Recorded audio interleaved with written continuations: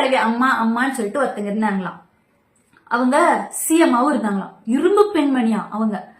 மக்கள் ஏழை மக்கள் குறிப்பா பெண்கள் நிறைய புகார் மனு கொடுத்துட்டே இருந்தாங்களாம். என் புருஷன் சம்பாதிக்கிற காசெல்லாம் லாட்டரியிலேயே செலவு பண்றான், குடும்பத்துக்கே காசு கொடுக்க மாட்டேங்கிறான், என் குடும்பம் ரொம்ப வறுமையில இருக்கு, குழந்தை குட்டிங்களை வச்சுட்டு ரொம்ப கஷ்டப்படுறோம் அப்படின்னு சொல்லிட்டு அந்த சிஎம்கிட்ட புகார் மனு பெண்கள் கொடுத்துட்டே இருந்தாங்களாம்.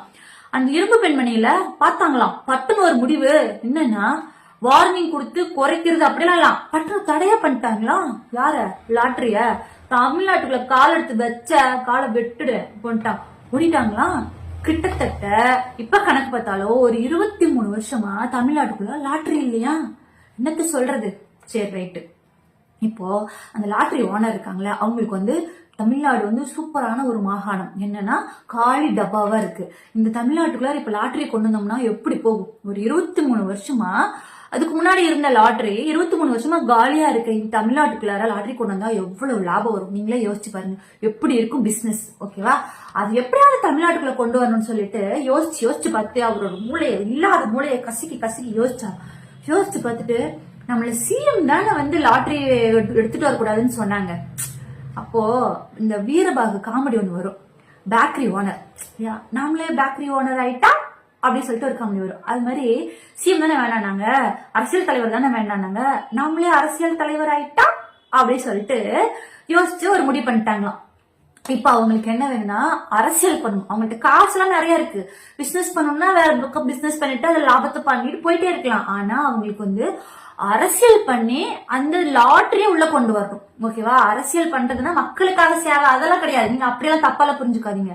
அரசியல்னா அரசியல் தலைவரா ஆயிட்டு அதிகாரத்தை கையில எடுத்துக்கிட்டு லாட்டரி பிசினஸ் உள்ள கொண்டு வரணும் அப்படின்னு சொல்லிட்டு இவரு இருக்காரா. அதுக்கு ஏத்த ஒரு ஜோடி ஒண்ணு வேணும்ல அப்படின்னு சொல்லிட்டு நிறைய அரசியல் கட்சிகளை போய் சேர்றாரா. அப்ப நானும் வரப்பா, என்ன கொஞ்சம் சேர்த்துக்கோங்கப்பா அப்படின்னு சொல்லிட்டு போய் சேர்றாரா. சரி பாவம் பயபுல வரட்டும்னு சொல்லிட்டு சரி வந்தா செலவு பண்ணுவான்னு சொல்லிட்டு அவங்கள கூப்பிட்டுக்கிறாங்களா. கூப்பிட்டுக்கிட்டு இப்ப என்ன பண்றாங்களா, சரின்னு சொல்லிட்டு வரவேற்றிட்டாங்க. ஆனா வந்ததுக்கு அப்புறம் அவனோட ஆட்டிடியூட் எல்லாம் இருக்கும்ல, அதெல்லாம் பாப்பாங்கல்ல. ஒரு சீனியர்ஸ்னா அதெல்லாம் பாப்பாங்கல்ல. பார்த்துட்டு சரியில்லை, இந்த லேடிஸ் மாதிரி அங்க இங்க லேடிஸ் எல்லாம் கூட இப்ப பண்றது இல்ல. ஏன்னா அவங்க எல்லாம் பிஸி. அங்க சொல்றது இங்க சொல்லி, இங்க சொல்றது அங்க சொல்லி, கட்சிக்குள்ளாரைய சிண்டு முடிஞ்சு விடுறது, இந்த வேலையெல்லாம் பாத்துட்டு இருந்தாங்களாம். அப்ப சீனியர்ஸ் எல்லாம் என்ன பண்ணாங்களாம், மண்டியிலேயே கொட்டு வச்சு மரியாதை ஓடி போயிருந்த பக்கம் வந்தேன பாத்துக்கோ அப்படின்னு சொல்லிட்டு துரத்தி நிறைய இடத்துல துரத்தி விட்டாங்களாம். சோ ஓடிட்டே இருக்கிறவருக்கு எப்படி ஒரு இடத்த புடிச்சிருவாங்கல்ல, அப்படி போய் அடைக்கலம் புகுந்த இடம் தான் தாவேகா. என்னது? தாவேகாவா. அங்க உள்ள ஒரு தலைவருக்கு அதுக்கு மேல ஒரு பிரச்சனை இருக்கான், அது அப்புறம் பார்க்கலாம். சரியா? சோ அவருக்கும் ஒரு ஜோடி வேணும்னு சொல்லிட்டு தேடிட்டு இருந்தாங்களா. 2 ஜோடியும் ஜாடிக்கேத்த மூடி மாதிரி ஒண்ணு சேர்ந்துட்டாங்களாம். சரியா? இப்ப என்ன நடக்குதுன்னா, எந்த ஒரு தொழில்னாலும் சரி இன்வெஸ்ட் பண்ணணும். ஒரு அரசியலுக்கு என்ன பண்ணணும்? அரசியலுக்கு என்ன தேவை? மக்களுடைய அனுதாபம் தேவை. பிசினஸ்க்கு என்ன வேணும்? இன்வெஸ்ட் பண்ணணும். அப்பதான் அதை டெவலப் பண்ண முடியும். 2 பேரும் கரெக்டா பார்த்து பிளான் பண்ணிட்டு ஸ்கெட்ச் போட்டு ஒரு விஷயத்த பண்றாங்களாம். இப்ப என்ன பண்றாங்களா, ஓகே பிளான் பண்ணியாச்சு. இவருக்கு பிசினஸ், அவருக்கு அரசியல் அனுதாபம் வேணும். இந்த சைட்ல என்ன வேணும்? இன்வெஸ்ட் பண்ணணும். அந்த இன்வெஸ்ட் பண்றது எங்க போய் பண்ணணும்? சரியான இடத்துல இன்வெஸ்ட் பண்ணாதான் அதை டெவலப் பண்ண முடியும். அதுக்காக இப்ப என்ன பண்றாங்கன்னா, பரப்புரைன்ற பேர்ல தமிழ்நாடு முழுக்க வராங்களாம். அப்படியே எங்க இன்வெஸ்ட் பண்ணலாம்னு பாத்துட்டே வந்துட்டே இருக்காங்களாம். சூப்பரான மனித வளம் மிக்க ஒரு ஊர் கிடைக்குதான். அதான் எங்க ஊரு கரூர் கிடைக்குதான். கரூர்ல பாத்தீங்கன்னா ஒரு சம்பவம் நடக்குதான். அந்த சம்பவத்துல ஒரு 41 பேருக்கு இவங்க இன்வெஸ்ட் பண்றாங்களாம். என்ன பண்றாங்களா? இன்வெஸ்ட் பண்றாங்களாம். அதாவது இவங்க பிசினஸுக்கு இன்வெஸ்ட்மெண்ட். அந்த அரசியல் தலைவர் வந்தார் இல்லையா, அவருக்கு என்ன? அனுதாபம். ஓகேவா? ஒரே கல்லுல 2 மாங்க அடிக்கிறாங்களாம். சரியா?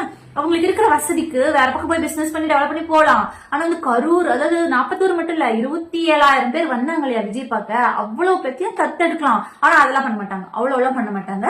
அளவு வேணும்ல. ஒரு பிசினஸ் பண்ணாலும் கணக்கு போட்டு கரெக்டா இவ்வளவு போட்டு அடக்கம் எவ்வளோ, அதுல லாபம் எவ்வளோ, நஷ்டம் எவ்வளோ எல்லாம் பாப்பாங்களா. அது 41 பேர்த்த இப்ப செலக்ட் பண்ணிருக்காங்களா. 41 பேர்த்த தத்தெடுக்கிறாங்களாம். அதாவது தேவையான போது 10 ரூபாய்க்கு எவ்வளோ, 10 ரூபாய்க்கு தண்ணி பாட்டில் வாங்கி தரலையா, செத்ததுக்கு அப்புறம் தத்து எடுக்கிறாங்களாம். இது என்ன பண்றது? இதெல்லாம் இந்த கலியுகத்துல பார்த்துதான் ஆகணும். சரி, இப்போ தத்தெடுக்க போறாங்களாம். சரிங்களா? இந்த தத்தெடுக்கிறதுனால என்ன ஆகும்னா, மக்களோட அனுதாபம் இருக்கு இல்லையா, தமிழ்நாட்டுல ஃபுல்லாவே, கரூர்ல மட்டும் இல்ல, தமிழ்நாடு ஃபுல்லாவே பரவாயில்ல நம்மளால பாதிக்கப்பட்ட மக்களுக்குன்னு சொல்லிட்டு அவங்க குடும்பத்தையே தத்தெடுத்து என்ன பண்ண போறாங்க அதெல்லாம் தெரியல. இந்த வார்த்தை இருக்குல்ல, அது வந்து கிட்டத்தட்ட ஒரு 20 நாளா யோசிச்சு அந்த ஒரு வார்த்தையை சொல்றாங்களா, நாங்க தத்தே எடுப்போம், அதுக்கு வந்து நாங்க கரூரை வந்து நாங்க சுத்தம் பண்றோம். கரூர் எல்லாம் சுத்தமா தான் இருந்துச்சு, நீங்க வந்து போட்டு வச்ச பாவங்கள் இருக்குல்ல அது செருப்பு வடிவத்தில் இன்னும் நிறைய கிடக்கு, ஆயிரம் செருப்பா கிடக்கு, அதை வந்து என்னன்னு கொஞ்சம் நீங்க தான் வந்து சுத்தம் பண்ணிடணும். அதுக்கு நம்ம காவல்துறை இன்னும் காவல் காத்துட்டு தான் இருக்காங்க, நீங்க தான் வந்து சுத்தம் பண்ணணும்.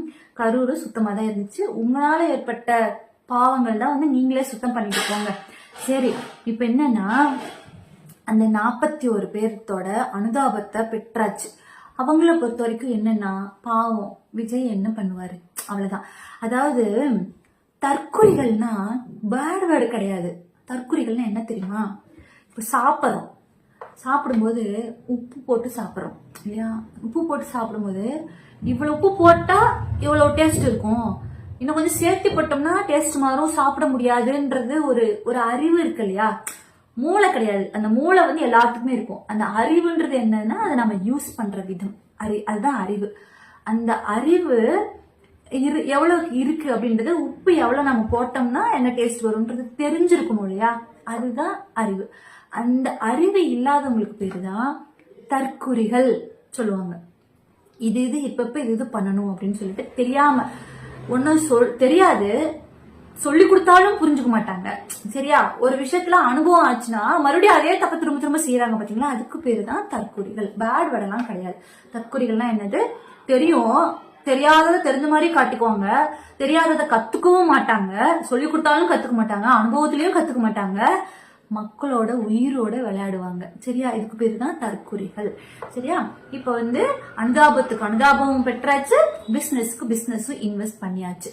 அவங்களுடைய பாவம் இன்னும் கரூர்ல கடக்கு, வந்து சுத்தம் பண்ணித்தான் ஆகணும். எப்ப வருவாங்கன்னு தெரியாது. இதோட முக்கியமான ஒரு விஷயம் என்ன தெரியுமா, வராங்கல்ல கரூருக்கு ஒரு 250 பேத்துக்கு மட்டும்தான் பெர்மிஷன் வாங்குறாங்களாம்.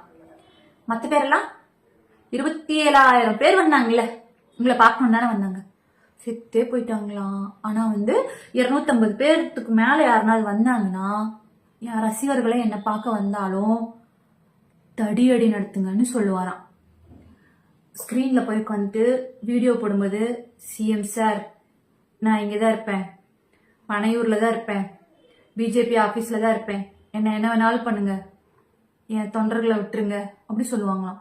ஆனா எழுதி கொடுக்கும்போது 250 பேர் இதுக்கு மேல யாருனாவது ரசிகர்கள்லாம் வந்தாங்கன்னா தடியடி நடத்துங்க அப்படின்னு சொல்லுவாங்களாம். இந்த தற்குறி கூட்டம் இருக்குல்ல, அவங்களுக்கு அது தெரியாதான். ஏன்னா அதுதான் தற்குறிங்களாச்சே. சொன்னோம்னா இப்ப நம்ம சொல்றோம்ல, டேய் நீங்களாம் போனீங்கன்னா தடியடி நடத்த சொல்லி உங்க தலைமை சொல்றாண்டா அப்படின்னு நம்ம சொன்னோம்னா, அவங்க என்ன பண்ணும், ரோசம் வெக்கம் மானம் இருக்கிறவங்க என்னங்க பண்ணுவாங்க, திரும்ப அந்த இடத்துக்கு போக மாட்டாங்க இல்லையா. இதுக்கு முன்னாடியேவும் அதாவது தொண்டர்களை குண்டர்கள் தூக்கி போட்டாங்க, நீங்க எல்லாம் பார்த்துருப்பீங்க.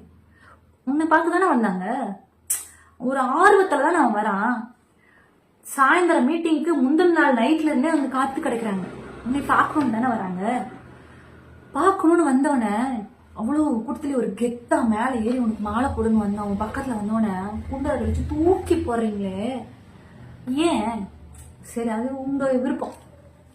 அப்படி ஒரு சம்பவம் நடந்தோம், அதுக்கப்புறமும் அவனை பாக்குறதுக்கு ஓடுறீங்க பாத்தீங்களா, இதுக்கு பேரு தான் தற்குறிகள். அதாவது கேப்டன் சார் இருந்தார் இல்லையா, தங்கம் உண்மையிலேயே அவரெல்லாம் அவருக்கு இல்லாத கூட்டம் முடிச்சுட்டு போகும்போது அவர் என்ன தெரியுமா சொல்லுவாரு, டேய் எல்லாரும் சாப்பிட்டு போகணும், சரியா, எல்லாரும் சாப்பிட்டு போகணும், எல்லாரும் பத்திரமா வீட்டுக்கு போகணும், லேடிஸ் எல்லாம் முன்னாடி விட்டுருங்க, கூட்டத்துல சிக்கிக்காதீங்க, பெண்கள் முன்னாடி போட்டோம், அதுக்கப்புறம் ஆம்பளைங்க எல்லாம் போங்க, பத்திரமா எல்லாரும் வீட்டுக்கு போகணும், அண்ணன் காத்துட்டு இருப்பேன். அது கேப்டன். இவங்களா கண்ணு முன்னாடி நடந்தது பார்த்துட்டு ஓடுனாங்க. சரி, அதை விடுங்க, அது அப்படிதான் இருப்பாங்க, அது அவங்களோட இயல்பு நம்ம மாற்ற முடியாது. ஆனா இந்த தற்குறிகள் இருக்காங்கல்ல, தம்பிகள் தான், நான் இல்லைன்னு சொல்லல, ஆனா தன்மானம் வேணும். ஒரு இடத்துக்கு தன்மானம் இல்லாத இடத்துக்கு நம்ம அங்க போகக்கூடாது. நம்மளுடைய இந்த மூக்க தொடுற வரைக்கும் மற்றவங்களுக்கு லிமிட் இருக்கு, பக்க வரைக்கும் தொட்டுட்டா அது நம்மளோட பிளேஸ், அதை விட்டு கொடுக்கக்கூடாது. அந்த மாதிரி தான் இருக்கணும். எப்போ வந்து என்னை பார்க்க வர தொண்டர்களை தடியடி நடத்துங்கன்னு சொல்லிட்டு சொல்றாங்களோ, இவங்கெல்லாம் கேப்டன் சாரை விட பெரிய ஆளாப்பா நடிக்கிறதுல. நீங்க சொல்லுங்க, கேப்டன் சாரை விட மக்களை கட்டி காக்குறதுல கேப்டனை விட உங்க விஜய் பெரிய ஆளா? வாய்ப்பே இல்லை. நீங்க எல்லாம் கொஞ்சம் யோசிக்கணும். மிஸ்டர் ஆதவ் சார் பிசினஸ்க்காக விஜயை யூஸ் பண்றாங்க. மிஸ்டர் விஜய் சார் அரசியலுக்காக ஆதவை யூஸ் பண்றாங்க.